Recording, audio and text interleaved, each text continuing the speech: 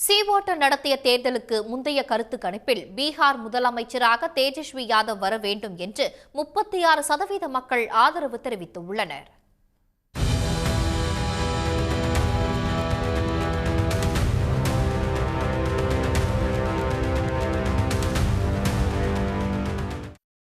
(243) தொகுதிகள் கொண்ட பீகார் சட்டமன்றத்துக்கு 2 கட்டமாக நவம்பர் 6 மற்றும் 11ஆம் தேதிகளில் தேர்தல் நடைபெறுகிறது.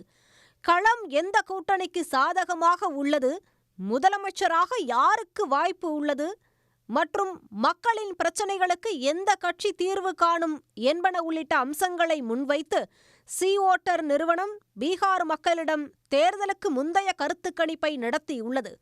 இதில் முதலமைச்சராக யார் வரவேண்டும் என்ற கேள்விக்கு தேஜஸ்வி யாதவ் வரவேண்டும் என 36.2% பேர் கூறியுள்ளனர். பிரசாந்த் கிஷோர் 23.2% ஆதரவுடன் 2ஆம் இடத்தை பிடித்துள்ளார். தற்போதைய முதலமைச்சராக உள்ள நிதிஷ்குமார் 15.90% ஆதரவுடன் 3ஆம் இடத்திற்கு தள்ளப்பட்டுள்ளார். 4ஆம் இடத்தில் உள்ள சிராக் பஸ்வானுக்கு 8.8% பேர் மட்டுமே ஆதரவு தெரிவித்துள்ளனர்.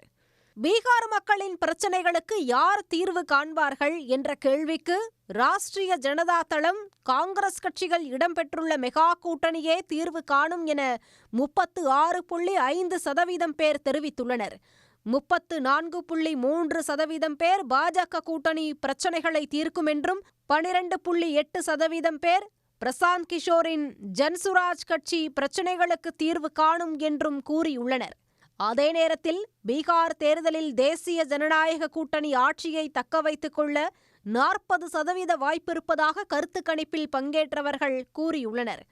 ராஷ்டிரிய ஜனதா தளம் தலைமையிலான மெகா கூட்டணி 38.3% வாக்குகளுடன் 2வது இடத்தை பிடிக்கும் என்றும் கூறப்பட்டுள்ளது.